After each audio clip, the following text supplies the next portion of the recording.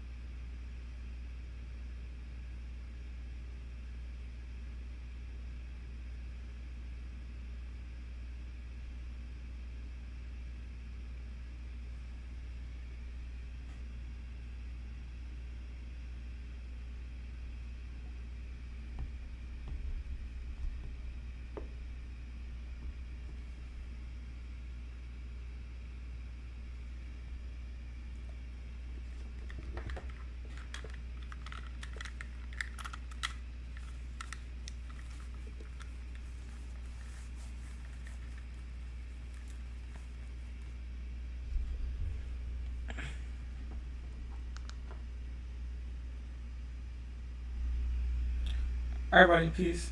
Welcome to the GSMC Basketball Podcast show, brought to you by the GSMC Sports Network. As you guys know, I'm your host, Casuan. And we've got a wonderful show for you today, guys. We are going to be covering some news involving Joel Embiid. We're going to be discussing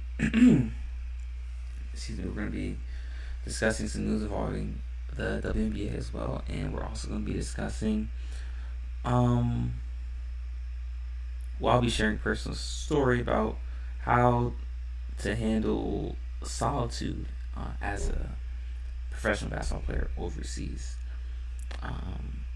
But before we get into any of that, guys, if you haven't already, be sure to hit that like button, hit that subscribe button as well, so you guys can stay updated on all the latest content that we post daily. And be sure to follow us on Patreon as well. You can do so by going to patreon.com. Click on the search bar and typing in GSMC Sports. That way you can get access to all of our exclusive content that we post daily. And if you'd like to support our network and our company, you can do so by following the link in the ticker. It's streamelements.com /GSMC Sports Network /tip. Once again, it's streamelements.com /GSMC Sports Network /tip. None of this is possible as you guys are fans, so we're so honored and grateful for all the support and love that you show us, and it's a blessing to have this platform to talk about basketball and my knowledge and insight on it. So with that being said, guys, we're going to get right into it, alright? So, about 3 hours ago, Joel Embiid announced to Grant Hill that he will be committed to Team USA for the 2024 Olympics. This follows in the long line of a bevy of NBA superstars that have committed to Team USA following Team USA's performance during the FIBA World Cup, in which they placed fourth. And this comes after LeBron James expressed interest in playing for the Olympics next summer, as well as Steph Curry. And we know as early as yesterday, I believe Kevin Durant fully committed to playing for Team USA. He said he will be playing in the Olympics next summer, and this is a good sign. It's good news for Team USA. But does this make them the favorites? Is the question. Does this not make them the favorites for Team USA? And if we look at a potential roster, and talked about this a little bit a couple weeks ago, if I'm not mistaken. But if we look at a potential roster for Team USA, it can potentially include LeBron James, Kevin Durant, Joel Embiid, Anthony Davis, Jason Tatum, Bam Adebayo, Kyrie Irving, Devin Booker, Steph Curry, Kawhi Leonard, Anthony Edwards, Jaylen Brown, possibly Paul George as well. So, we're looking at a potential Team USA lineup that consists of those players. And like I said, the question then becomes, does that make Team USA the favorite? And you would think right off the bat, just on paper, yes. On paper, yes, it makes Team USA the favorites if you just look at them. However, there you do have to give credence. You do have to give credit to the talent globally that has developed and has gained ground on Team USA. And I'm still in this proponent. I'm still in this book that says, Team USA, we're no longer at a point where we can send our quote unquote our B team or C team. Basically, we're not at a point where we can afford to not send the top guys, the best players in the country. We have to send the best players in the country to win. I do think if we do send the best players, we will win, and we are still a slight step above the rest of the world. But we have to send the best players in order to win. We're no longer at an advantage. We're able to send our B team, our C team, and still expect to win. We're not in that phase. We're not in those days anymore. Those days are long gone. But I do believe if we send our guys, the D top guys, the quote unquote A team, then we still have a very legitimate chance of winning. And I would say we are the favorites. But it's not going to come easy. It won't be a cakewalk. It won't be a walk in the park. There will be challenges, and chemistry will still be an issue for Team USA. Developing that chemistry, and like I said, that will be an issue that we have to overcome, and and it's not going to be as simple as just giving them the gold medal.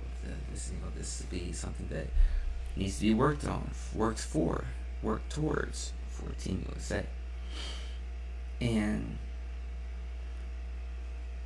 it will be exciting to see a potential Team USA lineup with these guys. And then also we have to understand that just because guys commit to Team USA in October doesn't mean come July that physically, not necessarily mentally, but physically, they'll be even capable of playing. I hope that is the case. I hope that they're all physically healthy and capable of playing. But we know how the NBA season is going to be long and grueling and taxing. And if the Olympics were this summer, LeBron James and Joel Embiid both wouldn't have been able to play because they were banged up. So, we have to take that into account as well when analyzing these things and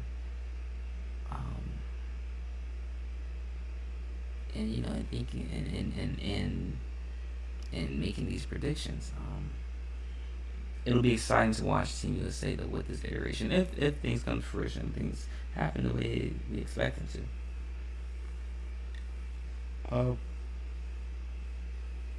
But we have to remember that France was very close to winning the gold medal in 2021, and we saw how Germany looked during the FIBA World Cup. And we have to remember that Serbia, during the FIBA World Cup, didn't have Nikola Jokic. And Canada, that won the bronze, didn't have Jamal Murray. So, we have to remember all these things. Some guys, some countries, some teams during the FIBA World Cup didn't have their top guys either. And, when looking at the world, the basketball climate, the landscape on a global scale, we have to remember, like I said, the teams that have caught up, countries that have caught up. And it won't be a cakewalk anymore. And, chemistry will be an issue, as it always has been for Team USA, because we can't get a consistent group of guys. But perhaps this could be the start of a change in that sort of mindset, that sort of dynamic. And guys can start to develop more consistency in attending Team USA events and mini camps and FIBA World Cups and the likes of that, so we can start to develop that chemistry as they prepare for the big stage. But Joel Embiid brings a defensive presence to Team USA. Team USA Doesn't necessarily need his scoring. It's, but added touches is be nice.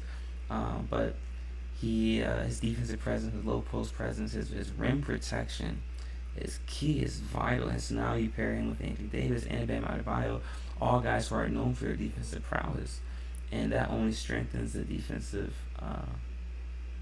fortitude of Team USA, and also keeps Joel Embiid away from France. You guys know also he has French citizenship, so it's possible for him to play there. And we know that Cameroon was the first four out when they didn't qualify for the Olympics. And I believe if Cameroon would have qualified, he would have played for Cameroon, but he wasn't. So, it's a win-win for USA. You get one of the best centers in the league, former current MVP, and then you also keep the current MVP away from France, and you keep him from pairing with Victor Wembanyama and the French national team. But we saw how France performed in the FIBA World Cup, and they performed well below expectations.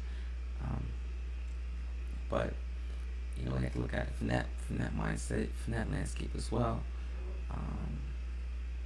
So it's a positive. It's nothing but positives for Team USA. However, this doesn't guarantee them the victory. I just have to clarify that. I just want to make sure that's clear. It's great for Team USA, but it doesn't guarantee their victory. But let me know what you guys think in the comment section. Does this guarantee the victory for Team USA, or how will this work for them? Let me know what you guys think in the chat room. But in our next segment, guys, I'm going to be discussing how to handle solitude as a professional basketball player overseas. So be sure to stick around for all that, guys. You're not going to miss it. We'll be right back.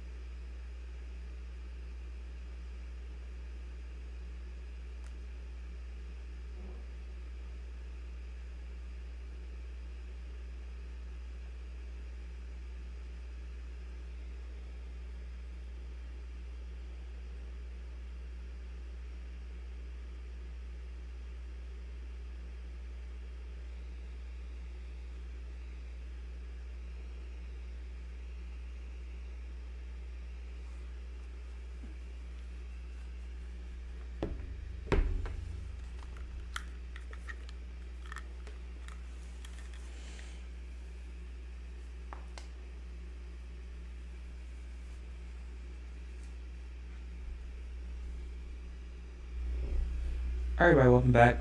In case you missed the first segment of our show, we discussed the news revolving around Team USA and Joel Embiid and his commitment to playing for Team USA for the 2024 Olympics in Paris. We discussed that. And be sure to stick around for the final segment of our show, guys, where we discussed Drew Holiday's impact on the Boston Celtics so far after only a couple days. But in this segment, guys, we're going to be discussing some recent news around the WNBA. And the WNBA confirming that there will be an expansion team in 2025.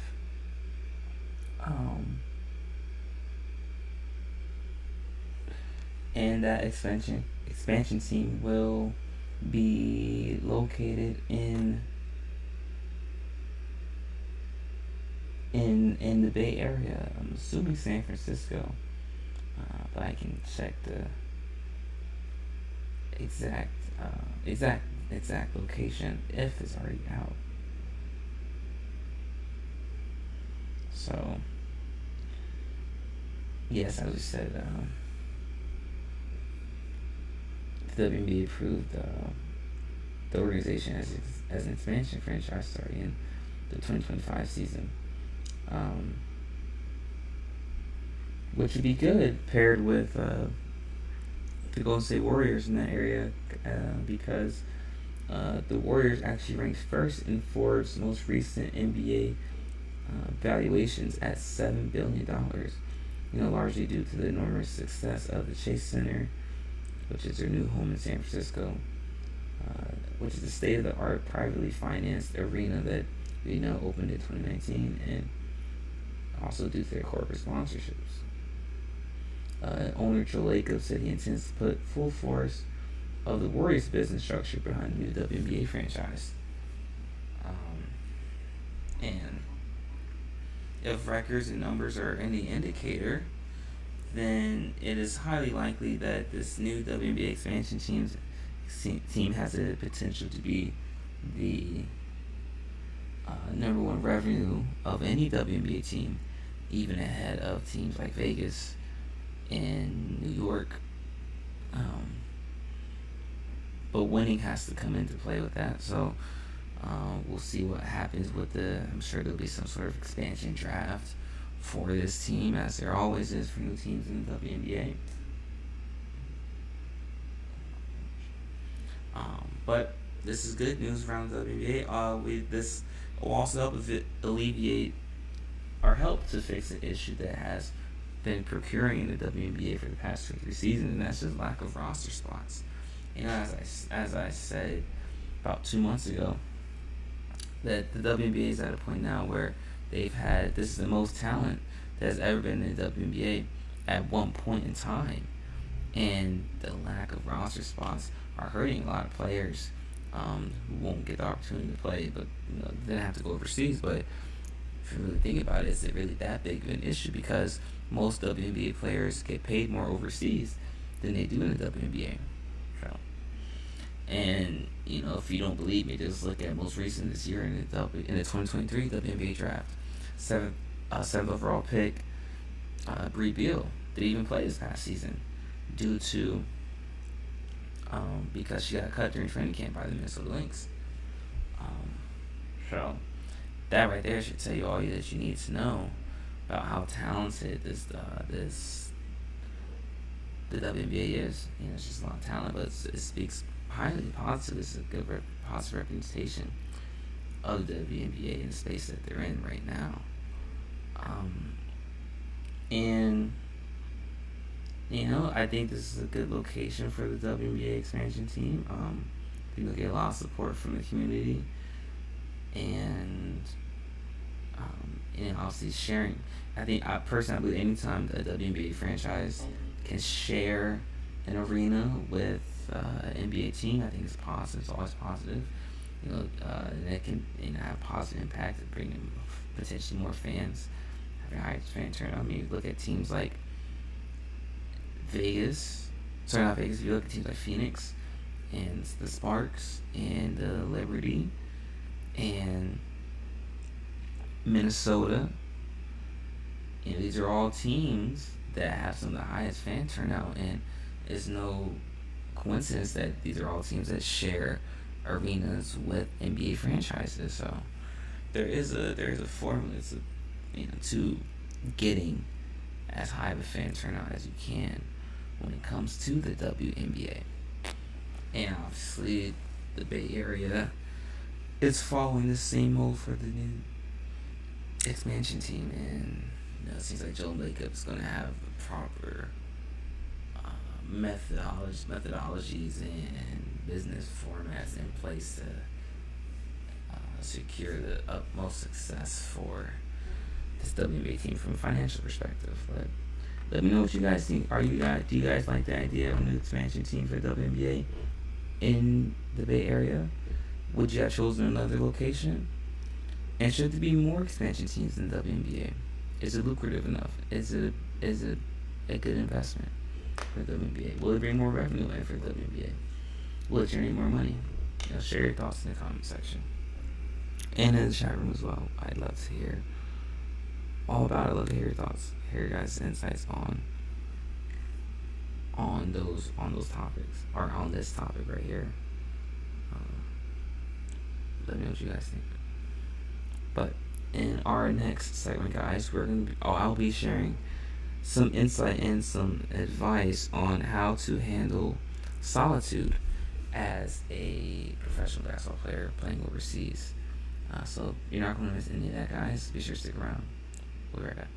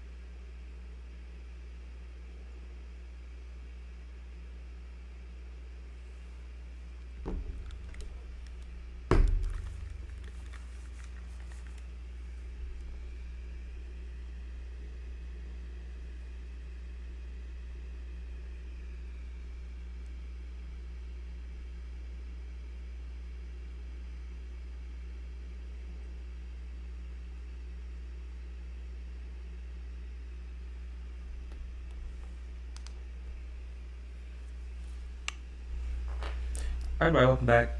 In case you missed the first couple segments of our show, we discussed the news involving Joel Embiid and Team USA and his commitment to play for them during the 2024 Olympics. And we also discussed the news revolving around the WNBA and the confirmation given by the WNBA that there will be an expansion team in the Bay Area starting in the 2025 season. And in this segment, guys, we're going to be discussing, I'll be sharing a personal story and are giving some insight and some information and tidbits that I've learned on how to handle solitude and being alone overseas while being a professional basketball player. One thing we have to accept as professional basketball players overseas is that you're going to spend a lot of time by yourself. You're going to have a lot of alone time. So the first key is accepting that you're going to be alone a majority of the time. Because listen, you can only spend so many hours in the gym. You can only spend so many hours in the weight room. And the rest of the time will more than likely be by yourself. So we have to get comfortable with being by ourselves. We have to learn to start accepting who we are and accepting, our deficiencies or faults or the positive things about ourselves. The quicker we are able to accept those things about ourselves, the easier then it becomes for us to be alone. Part of the issue why people don't want to be alone is because they're not comfortable with who they are. They're not comfortable about being in the presence of themselves. And that's how a lot of insecurities start to manifest and start to fester. So, the quicker we can accept who we are, the good, the bad, everything, then the easier it comes for us to be alone. So we have to accept, one, that you're going to be alone. And then we have to be comfortable with being alone. And accepting yourself is the first key, and that's the most beneficial key with about how to be alone. Another thing that helps with solitude is finding something that invigorates your passion outside of basketball, something that draws your interest, something that you can put energy towards that's constructive, and like I said, that you find fulfillment in. And people call it a hobby, but it could be anything. It could be drawing, it could be painting, it could be reading, it could be going on walks, it could be photography, it could be having a podcast, it could be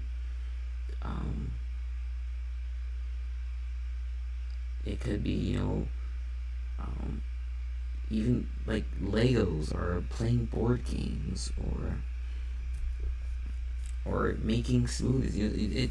Anything. It could be in a multitude of things, but it's finding something outside of basketball that invigorates your passion and draws interest to you.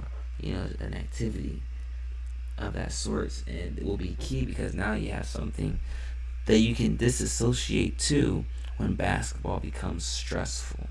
You have something that your mind can go to, during your downtime, so you don't have to be focused on basketball solely 100% of the time. So finding activities, finding hobbies that you enjoy, things that interest you, is key, and something that helps with that, with that process, with that thought process. And for me personally, I enjoy reading whenever I'm overseas. I enjoy reading generally. So reading is something that I do a lot in my downtime when I'm alone. Reading and painting and those are big things for me that I like to do. And going on walks, those are big things for me that I enjoy to do in my downtime, especially when I'm overseas. Because like I said, you can only spend so much time in the weight room. You can only spend so much time on the basketball court. So that's just something I've learned during my time playing overseas. But I see so many guys, they get uncomfortable being by themselves, or they're not comfortable being by themselves, and those emotions start to manifest and then project themselves in other aspects of their life. Now they think that the country isn't that nice. Now they think the team isn't that professional, and now they want to go home. And now you got guys that leave 2 months, a month, 3 months into the season when you still have over half of the season left. And so, you have to be okay and comfortable being alone, and you have to be okay with monotony as well. You have to accept that there's going to be days that blend in with each other. That's part of life. That's part of the regression. That's part of the routine of getting into the routine of being a professional athlete. That sometimes the days start to blend. Sometimes routine becomes monotonous, and it might feel like it's boring, but you have to remember that you're still blessed at the end of the day to be doing something that only 1% of what basketball players get to do, and that's play professionally. So, and it might be less than 1%. I'm sorry, it might be less than 1%, but be grateful. Maintaining that gratitude also helps to during your alone time. And there's an old adage that says that we say as overseas basketball players where we say, hey, it beats being at home. It beats being back home in America. And so maintaining that perspective, maintaining a grounded level of appreciation while you're there helps during these processes, during the alone time. And that's something I share with people, especially rookies as well, going into their first year. Things that people shared with me going into my first year that helped me out a lot. So just getting back that knowledge is something that I'm glad that I'm able to do. And that's kind of it on that, guys. But in our next segment, we'll be discussing the impact that Drew Holiday has had on the Celtics organization so far, just after being there for a couple of days. So be sure to stick around for all that, guys. You're not going to miss it. We'll be right back.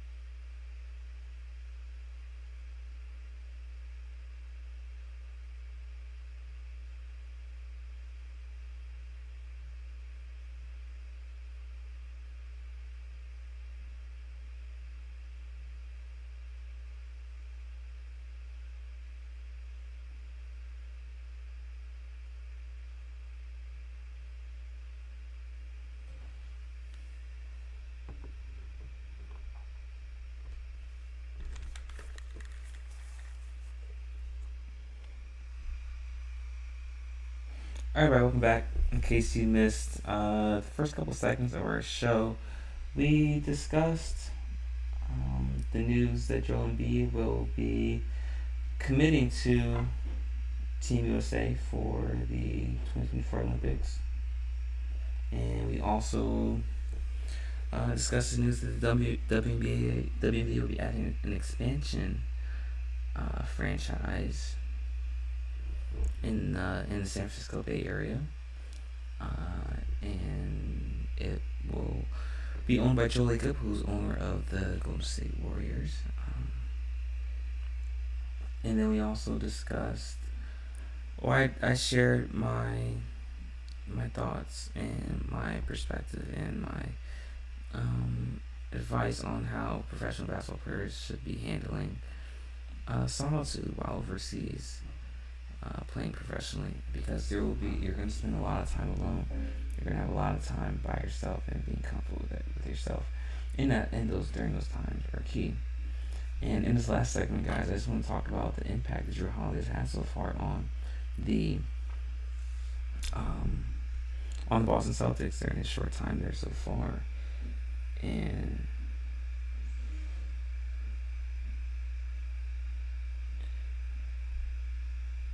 when asked by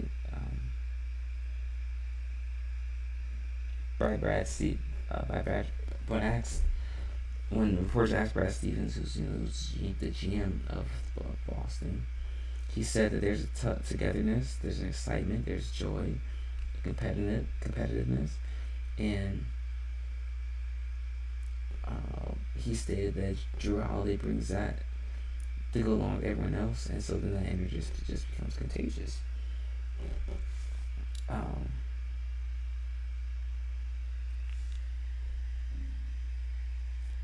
And it's good to see the impact that Jrue Holiday is having so far on his team and on the organization, and this is part of the reason why I picked Boston as the favorites. I don't want to make a prediction yet on that if I think they'll come out the East, but I can see why they're the favorites by Vegas. But it's nice to see that Jrue Holiday is having a positive impact on this Boston organization after only being there for a couple of days. But for those of you who know Jrue Holiday and how the type of teammate he is and his work ethic, this is no surprise. Hearing news like this is no surprise. But that is actually it for our show for today, guys. Thank you so much for tuning in. And if you haven't already, be sure to hit that like button, hit that subscribe button as well, so you guys can stay up to date on all of our latest content. Be sure to follow us on Patreon as well. You can do so by going to patreon.com. Click on the search bar and type in GSMC Sports. That way you can get exclusive access to all of our exclusive content that we post daily. If you'd like to support our network and our company, you can do so by following the link in the ticker below. It's streamelements.com/GSMC Sports Network/tip. Once again, it's streamelements.com/GSMC Sports Network/tip. And if you haven't already, be sure to check out the other shows on the GSMC Sports Network: the GSMC Baseball Podcast, GSMC College Football Podcast, the GSMC Fantasy Football Podcast, and the GSMC NFL Podcast. All of our hosts provide great insight and coverage on the sports that they're covering, and it's an honor and privilege to be working alongside some of the best in the business. So, with that being said, guys, we'll be back again same time tomorrow, 5:30 p.m. Eastern Standard Time. Until then, continue to stay vigilant, make smart decisions, and peace.